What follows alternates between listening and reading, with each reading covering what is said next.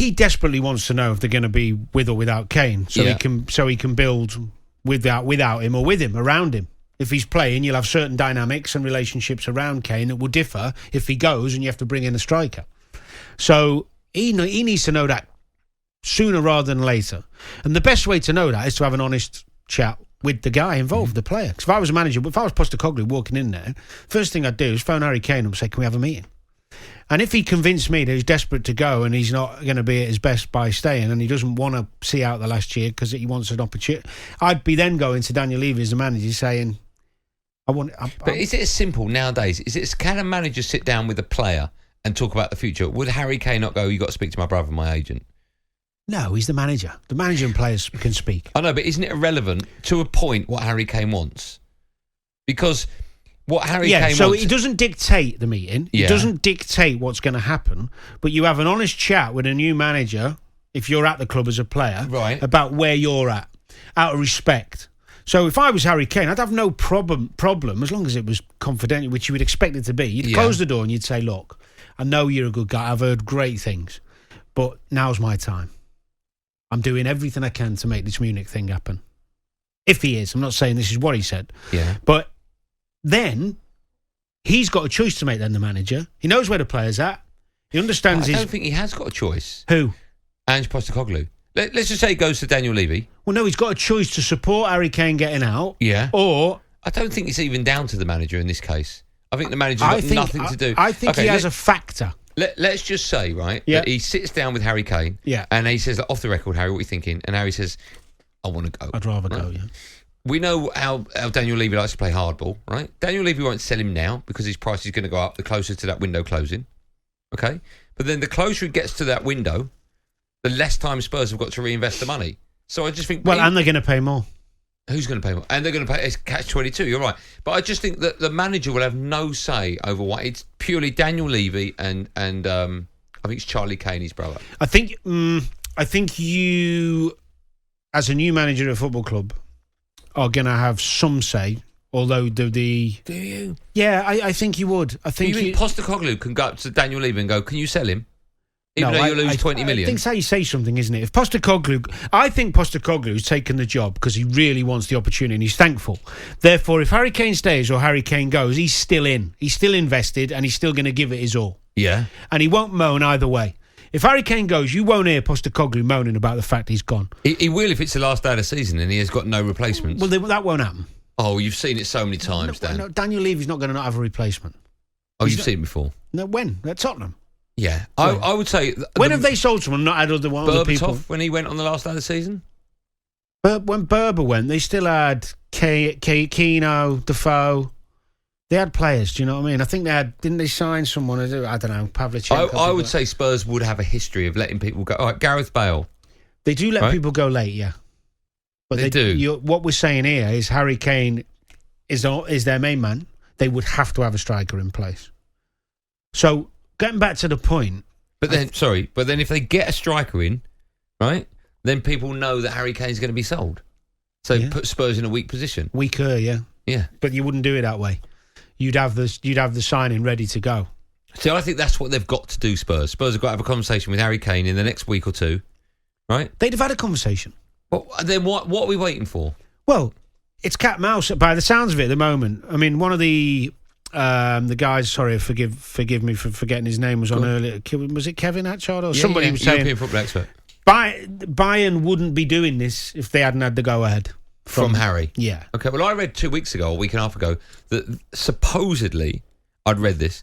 They had agreed personal terms. It was now just down to whether that's the easy. I mean, bit. I found that really bizarre that Harry Kane's already agreed personal terms with Bayern Munich. Because you read that Thomas Tuchel supposedly visited him. No, but I'll give you an example. Let's say another radio station come for you, but before they contact talkSPORT because you've got a contract, they want to take you. They have to say this day after talk. They're going to say to you, well, before we even go and have that difficult one with talkSPORT and try and get you out of that contract, would you be happy to work for us for this amount? And you go, no chance. Good answer. You go, well, we're not going to bother having that fight then. So the personals has to be done. I agree with you. And 90% of the transfers, that's how they work, right? Yeah. You don't keep pushing unless you know there's a reason why you should push. Correct. So do you think he's going to go? It looks likely. Yeah, it's just a matter of now agreeing with the fee. Yeah. And what do you think that fee will be? Well, I think he'll want 100, won't he? I think so. Daniel, by the looks of it. They're 70. Might get to 80, 85 plus 15 if they win Bundesliga, Champions League, blah, blah, blah. Are you not surprised that Harry Kane would leave the Premier League? And my understanding is as well, I don't know how true this is, that Daniel Levy's never going to sell him to another Premier League club. So if he's had that conversation with Harry Kane, right, and this is just from what I'm hearing, might not be true, but if he's had the conversation with Harry Kane saying, look, there is a chance you can go, but you ain't playing football in the Premier League ever, under my watch, as it were. So do you think that, are you surprised Harry Kane would even think about the possibility of leaving the Premier League with that Alan Shearer goal record hanging over his head or not?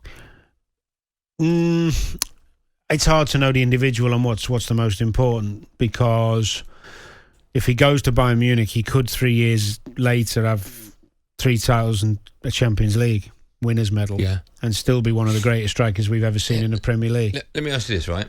I as an Englishman, right, I view the Premier League and the FA Cup over here completely different to how I would do a Bundesliga title in the German Cup. Well, yeah, right? You're English. Yeah.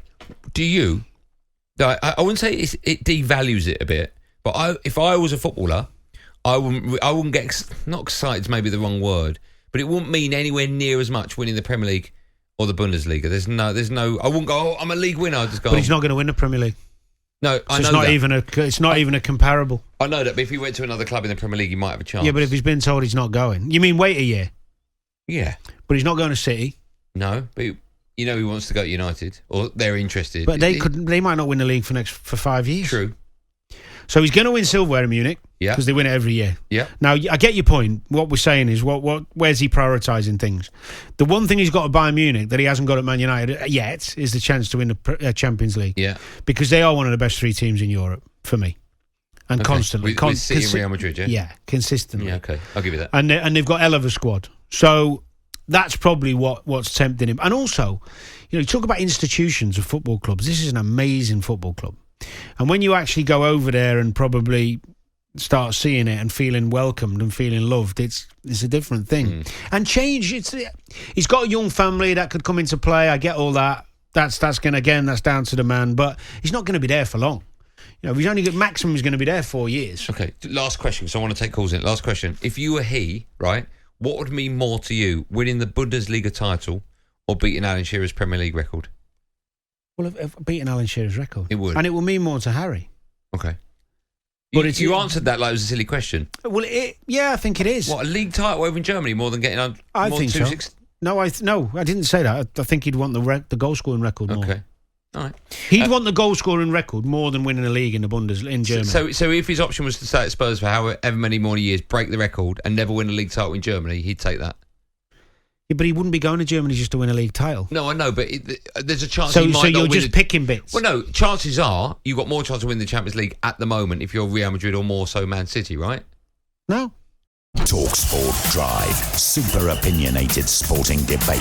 Monday to Friday afternoon from 4 on AM, on DAB, via the talkSPORT app and on your smart speaker. talkSPORT.